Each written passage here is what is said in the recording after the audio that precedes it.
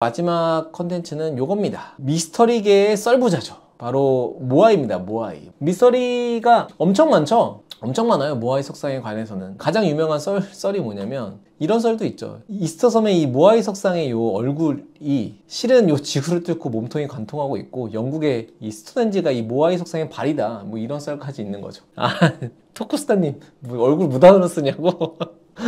어쨌든 이런 썰까지 있을 정도로 이 모아이는 진짜 파면 팔수록 미스터리한 녀석이거든요. 모아이에 대한 얘기를 하려면 먼저 시간을 좀 거슬러 올라가야 됩니다. 1721년에 네덜란드의 탐험가 야콥 로게벤에서부터 비롯되는데, 네덜란드가 호주 대륙을 발견했잖아요. 그래서 이 탐험가도 이제 호주 대륙을 찾아서 항해를 시작을 했습니다. 1721년에 새로운 무역 루트를 찾기 위해서 탐험 계획을 세웠고, 이 로게벤이 이 호주 대륙을 찾아서 탐험을 시작을 했는데, 탐험 경로가 이렇습니다. 유럽에서 시작해가지고 이렇게 남미를 거쳐서 호주 대륙으로 가는 경로 중에 이 남태평양에서 외딴 섬을 하나 발견합니다. 1722년 4월 5일에. 여기가 바로 이스터 섬이죠. 왜 이스터 섬이냐? 이제 부활절에 발견했다고 해가지고 이스터 섬이라고 이름을 붙였는데, 로게벤이 깜짝 놀라죠? 아니, 나 같아도 놀라지. 이 섬에 그 석상이 얼마나 많아요. 이 사람이 발견했을 때 그 석상이 거의 880개, 거의 900개가 다다랐답니다. 이 석상의 높이가 4m짜리였으니까 거기다 막 코도 이래, 얼굴 막 이래. 그러니까 엄청 놀랐겠죠. 그 사람 형상이기도 하니까. 깜짝 놀랐지만 이 사람은 갈 길 갔죠. 왜냐면 호주 대륙을 탐사했기 때문에. 그래서 이름만 이제 이스터 섬이라고 붙이고 목적지인 호주를 향해서 그냥 떠납니다. 이스터 섬에 대한 역사는, 일단 발견의 역사는 이렇고, 이스터 섬의 모양을 보면은 굉장히 재밌는데요. 이 섬도 되게 작아요. 면적을 보면은 제주도가 이만한데 이 이스터 섬 요만합니다.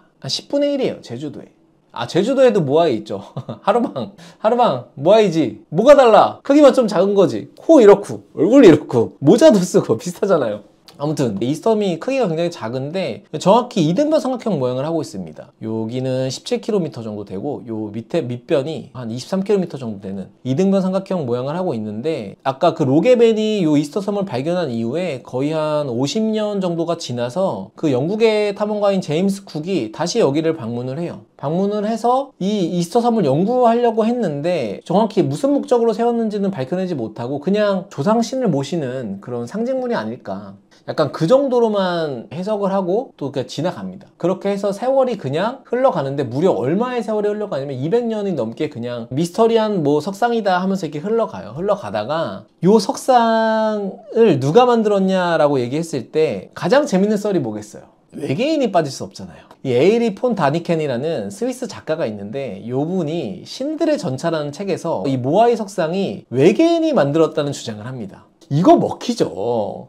그 가짜든 아니든 일단은 먹힌단 말이죠. 어그로 끌기 너무 좋잖아요.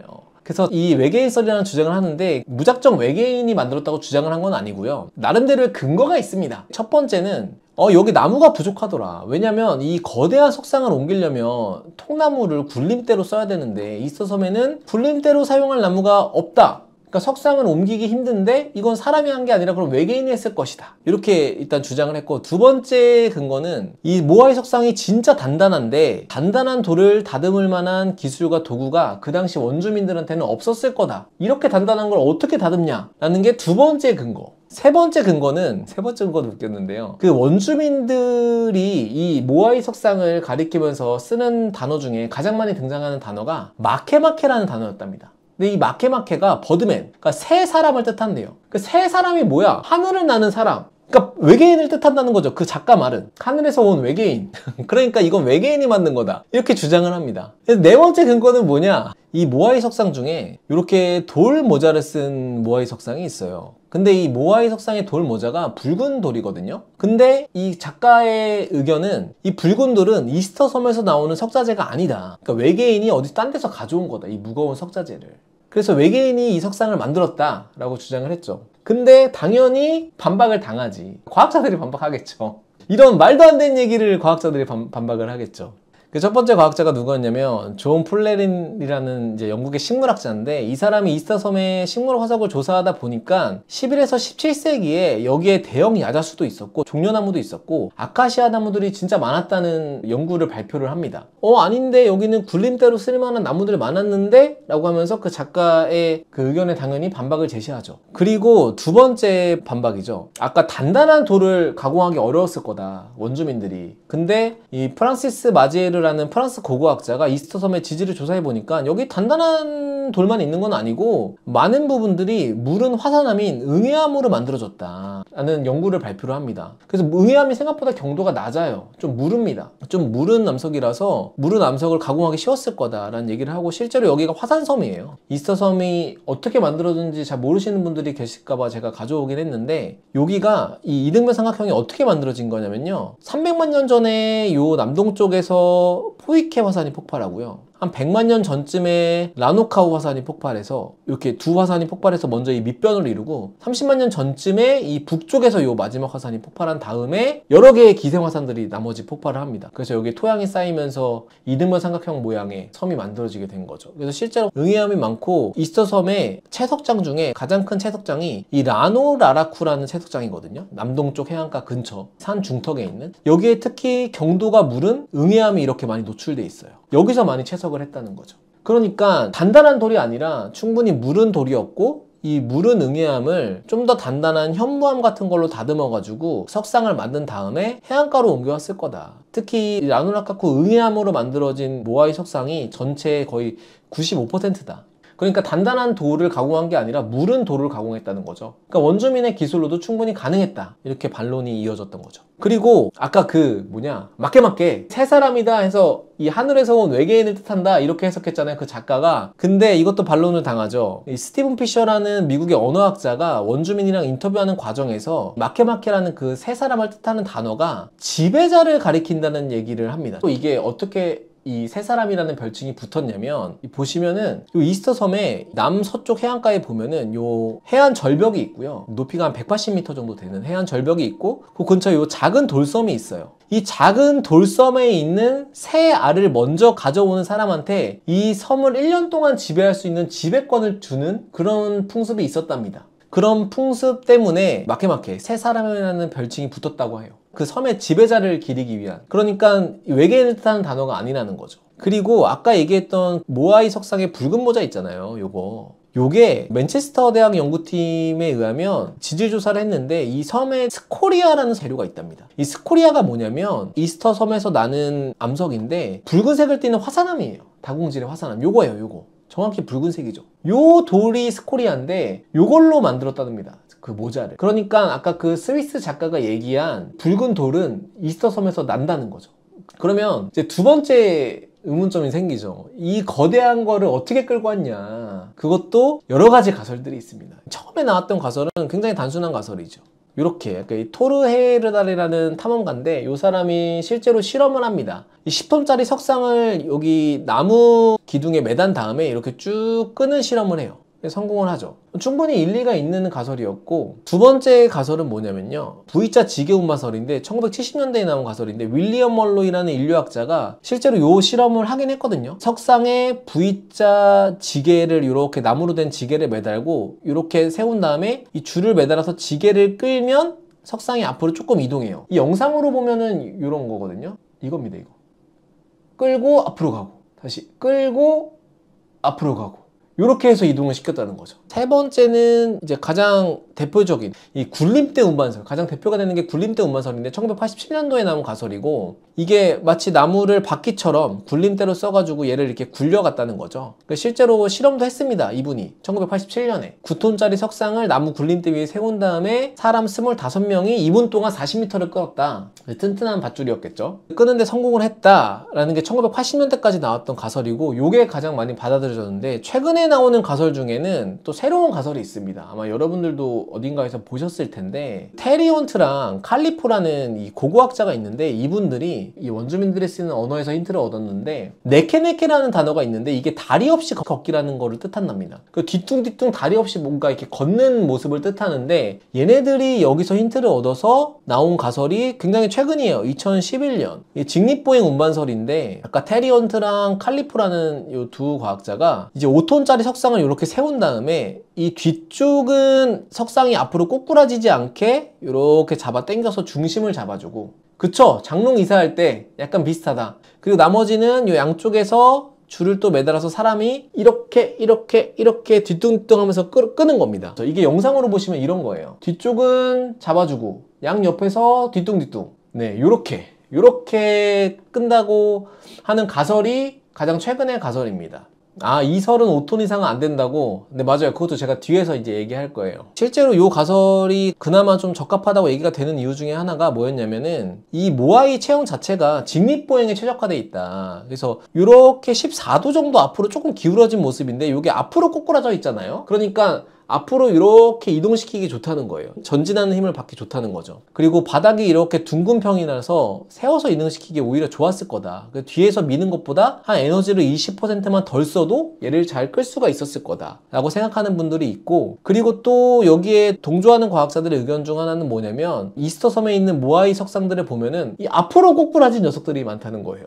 이거는 지금 제가 하는 얘기는요, 여러분, 재미로 하는 얘기입니다. 이게 뭐 과학자들이 정설이 뭐냐 막 이런 거 가지고 다투는 얘기는 아니고 아직까지 가설들이 많이 나오고 있는 상황이라서 그냥 좀 가볍게 들어주시면 됩니다. 그래서 채석장 주변에 이 앞으로 쓰러진 모아이가 많은데 이거 세워서 이동시켜서 넘어진 거 아니냐, 그거 증거 아니냐, 그렇게 얘기하는 사람들이 많고, 근데 아까 누가 얘기하셨죠. 이 가설로는 5톤짜리 이상의 석상은 이동시키기가 힘들다라는 반론이 있습니다. 조앤 반 틸버그라는 고고학자가 2015년 6월 8일에 이 초대형 모아이를 발견을 하는데 이게 높이가 무려 20m예요. 무게가 90톤, 대왕고래가 거의 한 15톤 정도 될 텐데요. 아무튼 이렇게 초대형 모아이 석상은 직립보행 방법으로 이동시키기 힘들었을 거다. 그게 이제 이분의 주장이고, 그리고 실제로 이것뿐만 아니라 이스터섬 채석장 주변에는 초대형 석상들이 많아요. 발견된 것 중에 키가 22m짜리도 있습니다. 22m. 정말 외계인이 만든 거 아닌가 싶을 정도로. 어쨌든 진짜 거대한 석상들이 누워 있어서 이런 거는 이동시키기 힘들지 않았을까라고 해서 여전히 좀 미스터리한 부분이 있습니다. 그럼에도 불구하고 많은 과학자들이 하는 얘기는 사실 여기가 채석장 주변이거든요. 그리고 요게 이제 모아이 석상을 운반했던 이 해안가겠죠? 물론 여기만 모아이 석상이 있는 건 아니고 해안가를 따라서 모아이 석상이 정말 많은데 여기가 경사가 져 있어요. 약간 2.4도로 완만하게 이렇게 기울어져 있기 때문에 이 경사면을 따라서 이동시키는 게 그다지 어렵지 않았을 거다라고 생각하는 게 대부분 과학자들의 생각입니다. 근데 이 모아이 석상에서 이 미스터리를 따지자면 또 한 가지는 이거를 왜 만들었을까입니다. 왜 만들었을까? 옛날에는 모아이 석상을 보통은 어떤 재래적 제사, 신을 모시는 그런 종교적 의식? 이런 걸로 생각을 했는데 최근 나온 연구 중에는 이 모아이를 만든 이유 중에 하나가 작물의 생산량을 높이기 위해서라는 연구가 있습니다. 이게 무슨 얘기냐면요, 과학자들이 이스터섬 채석장 주변을 막 조사하는 과정에서 토양 샘플을 채취해가지고 화학 성분을 분석했는데 여기서 뭐가 나왔냐면 고구마 성분이 많이 나왔어요. 실제로 고구마 섬은 이스터섬 원주민들의 그 필수적인 식재료였어요. 물론 뭐 고구마뿐만 아니라 여기서 뭐 바나나 성분도 나오고 당나무 성분도 나오게 했는데 고구마 성분이 진짜 많이 나왔어요. 그리고 고고학자분이 이제 연구하신 결과 중에 하나가 이 원주민의 치아에서 고구마 전분알갱이가 검출되기도 했거든요. 실제로 이 이스터섬의 원주민들이 고구마를 많이 먹었던 거죠. 그 고구마 성분이 나온 것을 보면은 모아이 채석장 분포도와 유사해요. 여기가 특히 이 라노라라쿠 채석장이 가장 유명한 채석장인데 여기에 고구마 성분이 많이 나옵니다. 그럼 이거 가지고 무슨 상상을 해볼 수가 있냐면 아직까지 그러니까 추측의 영역이긴 한데요. 특히 이 채석장에서 칼슘이나 인 같은 고구마가 잘 자라게끔 하는 그 무기염류들이 많이 나왔거든요. 물론 이 무기염류는 다른 식물 성장에도 필요한데 고구마한테는 더 많이 필요한 무기염류예요. 칼슘이나 인은. 근데 이 채석장 토양을 분석하니까 이런 애들이 많이 나오더라. 그래서 이런 사실을 가지고 어떻게 퍼즐 조각을 맞춰보는 거냐면 모아이 석상을 원주민들이 처음에는 종교적 목적이 강했겠죠. 만들다 보니까 채석을 하다 보니까 그 채석한 장소에서 고구마가 잘 자라네? 그러니까 계속 채석을 해. 계속 모아이 석상을 만드는 거지. 왜냐면 이 사람들 입장에서는 모아이 석상을 많이 만들면 만들수록 뭔가 고구마가 잘 자라는 것 같으니까 모아이 석상을 계속 만드는 거야. 근데 실제로 이제 과학적으로는 채석 활동을 하면 할수록 이제 돌가루들이 많이 발생하는데, 아니면 돌덩이, 작은 돌덩이들이 많이 발생하는데, 이 돌가루 성분에 아까 얘기했던 칼슘이나 인 같은 토양의 질을 개선하는 무기염료들이 많았던 거죠. 그게 많다 보니까 당연히 토양이 건강해지니까 고구마 같은 작물이 잘 자라는 거예요. 이제 과학자들은 이렇게 퍼즐 조각을 맞추기 시작하는 거죠. 그래서 원주민들은 이제 처음에는 종교적 목적으로 모아이를 막 만들었겠지만, 만들다 보니까 이 만드는 채석장 주변에서 고구마가 잘 자라네? 야, 이 모아이 석상이 뭔가 고구마를 잘 자라게 해주는 거 아닐까 해서 더 많이 만드는, 약간 그렇게 추측해 볼 수도 있는 거죠. 요새는 이런 주장이 나오고 있습니다. 두 번째 가설로는, 요거는 제가 좀 별로라고 생각하는 가설인데, 이 모아이가 아까 얘기했지만 화산섬이잖아요. 화산섬의 특징이 뭐냐면요, 비가 오면 이게 다공성 암석들이 많아가지고 다 빠져요. 밑으로 빠져나가고 물이 잘 고이지 않고 대수층을 따라서 대부분 이 식수들이 해안가로만 몰려 있습니다. 그래서 물이 좀 귀하죠. 물이 좀 귀해서 가설 중에는 이 모아이 석상이 이 해안가에 위치해 있는 걸로 봐서는 아마 여기가 우물 표지판 같은 역할이 아니었을까. 식수가 있는 곳을 이렇게 가리켜주는, 그리고 또 식수가 귀하니까 그 귀한 곳에 세워두는 어떤 식수를 지키기 위한 그런 목적이 아니었을까라고 생각하는 가설도 있습니다. 근데 저는 개인적으로는 고구마 가설이 조금 더 논리적인 것 같아요. 아무튼 이 모아이 석상이 우물 표지판 역할을 해준다는 가설도 있고요. 실제로 보면 이 이스터 섬에 분포한 이 담수의 지도랑 모아이 석상의 분포도랑 굉장히 일치합니다. 그래서 이 가설도 현재는 좀 주장이 되고 있는 상황이다. 근데 저는 여전히 고구마에 한 표 던진다. 근데 재밌었던 거는 여기서 고구마가 많이 난다고 했잖아요, 이스터 섬에서. 근데 생각해보면 좀 이상하지 않아요? 왜냐면 고구마가 이렇게 무서운 거라고. 진짜 고구마 먹은 것 같다. 이 윗설이 너무 답답해. 두 번째로 궁금한 게 뭐냐면, 아니 고구마는 남미가 원산지거든요? 근데 이 이스터섬이랑 거의 남미의 칠레랑은 3,500km 떨어져 있단 말이죠.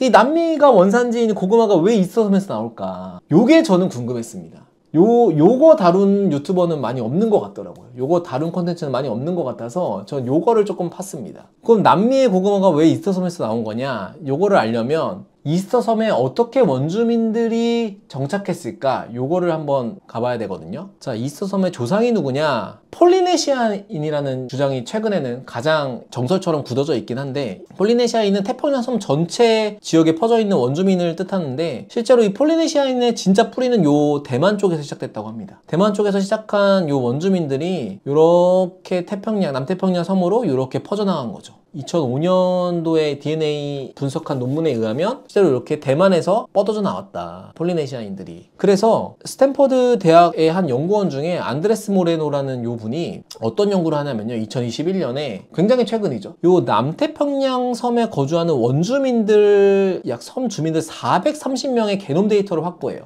요 하와이까지 쫙 포함해가지고. 그래서 요 게놈 데이터를 분석해가지고 조상의 이동 경로를 역추적합니다. 어떻게 이스터섬까지 도달했는지. 여기가 이스터섬이거든요. 이동 경로를 역추적했더니 굉장히 좀 복잡한 결과가 나왔어요. 어떤 이주의 역사를 가지고 있냐면, 아까 폴리네시아인이 이 남태평양 섬으로 쭉 진출하다가 요 사모아 섬에 800년쯤에 도착했답니다. 800년, 서기 800년. 그리고 사모아에서부터 피지나 퉁가, 이 라로통가 쪽으로 이동을 한 다음에 1050년대쯤에는 요 타이티 섬으로 진출을 하고, 요 타이티 섬에서 또 1110년대쯤에는 팔리셔 섬이랑 그다음에 여기 요 마르키즈 섬, 여기까지 진출을 합니다. 진짜 멀리 진출했네. 요 마르키즈 섬에서 요 망가레바 섬으로 진출을 했다가 여기서 요 이스터 섬으로 넘어간 게 아닐까, 요런 식의 분석 결과가 나왔었죠. 진짜 누가 얘기했네. 바다의 유목민이야. 야, 표현 좋다. 바다의 유목민. 맞아요. 여기저기 떠돌아다니는, 정말 엄청난 그 바닷길을 건넜던 폴리네시아인인데, 근데 이제 여기에 연구에 덧붙여가지고 최근에 어떤 연구 결과가 또 있었냐면은 2019년에 이제 네이처에 실렸던 논문인데, 폴리네시아인이 이주를 할 때 아까 이 마르키즈 섬 있잖아요. 여기에 이주했을 시기에 남미 원주민들이 요 섬으로 왔다는 논문이 발표가 됩니다. 그래서 이 마르키즈 섬에서 폴리네시아인과 남미의 원주민 사이에서 또 교잡이 일어났고, 이 둘이 서로 교류를 하는 사이에 그 과정에서 남미에서 고구마 재배법을 갖고 온 거 아니냐. 고구마가 여기서 건너온 거 아니냐, 요때. 그래서 요때 마르키즈 섬에서 고구마 재배법을 획득한 원주민들이 이렇게 라파누이가 이스터 섬이거든요. 요 이스터 섬으로 이주했다. 그래서 이스터 섬에 고구마가 그때 진출하게 됐다.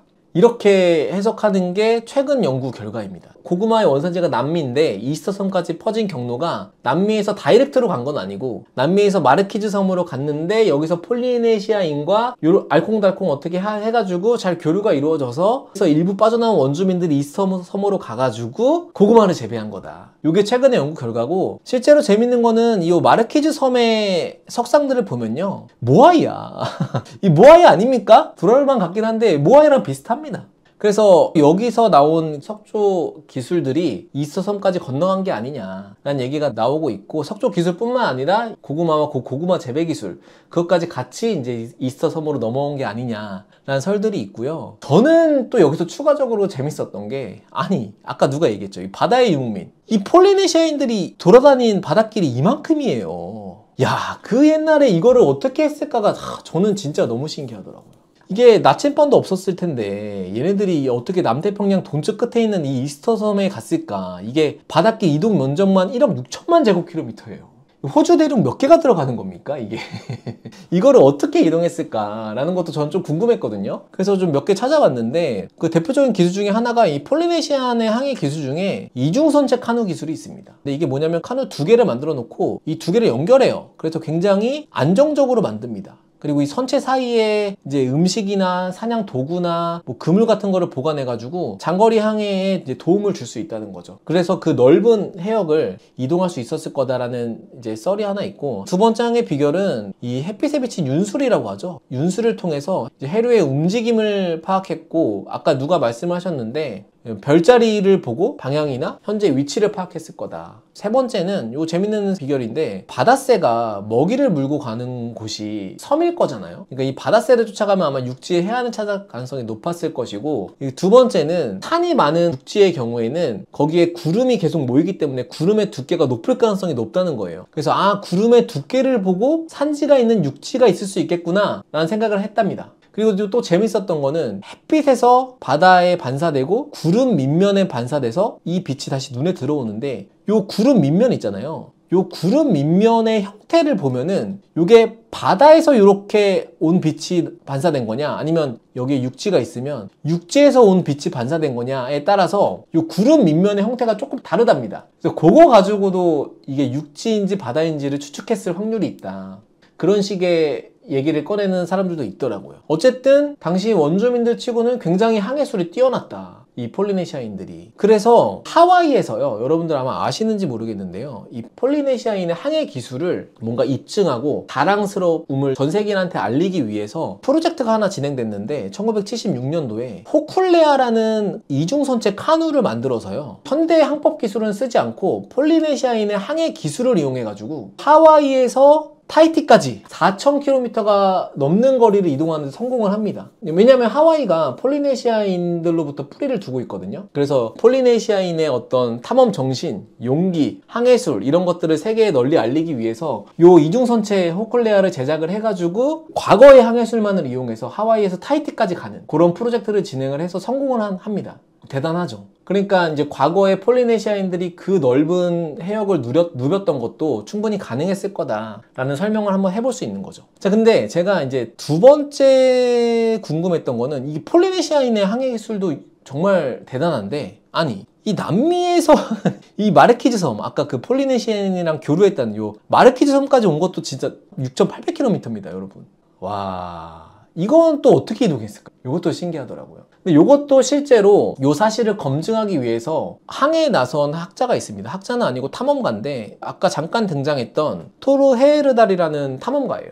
이 탐험가가 어떤 주장을 했었냐면요. 지금의 폴리네시아인이 실제로 이 남미에 살던 하얀 피부랑 금발, 푸른 눈의 티키족이라는 백인 집단이 있었는데 이 티키족이 여기로 건너와서 지금의 남태평양, 즉 지금의 폴리네시안이 된 거다라는 자기 주장에 좀 힘을 싣기 위해서 남미에서 이 남태평양 섬까지 항해가 가능하다는 거를 이 사람이 입증을 합니다. 뗏목을 만들어서. 그게 콘티키오인데요. 이 콘티키오를 만들어가지고 실제로 항해를 하는데 성공합니다. 거의 7,000km 거리예요, 거리. 7,000km 거리인데 여기를 항해하는데 성공을 하죠. 물론 이 사람이 현대 항해술을 조금 쓰기는 했는데 과거에 이 남미 사람들도 충분히 마르키즈 섬까지 올 수 있었을 거다. 이스터 섬은 한 여기쯤에 있거든요. 그러니까 뭐 마르키즈 섬까지 갔다가 이스터 섬까지 올 수 있는 그런 가능성이 충분히 있다라고 이제 생각해 볼 수도 있는 거죠. 그러니까 이 모아이는 엄밀히 얘기하면은 그냥 단순히 미스터리가 아니라 제가 생각했을 때는 이 거의 항해 유산입니다. 항해 유산. 고대인들의 위대한 항해 유산 모아이. 대단하지 않습니까? 그 폴리네시아인들이 섬을 건너서 거기서 또 남미에서 고구마를 가져온 또 원주민을 만나서 그 고구마를 들고 남태평양 끝자락에 있는 이스터섬까지 간 그 위대한 항해 유산입니다. 그래서 이렇게 이 모아이 석상에 대해서는 미스터리가 아직도 많긴 많지만 충분히 과학적 시각으로 바라볼 수 있는 그런 내용들도 많다라는 얘기를 하면서 오늘의 이제 마지막 콘텐츠를 이렇게 마무리하도록 하겠습니다. 근데 가고 싶다, 이스터섬. 모아이 보고 싶다. 한 번도 못 봤네.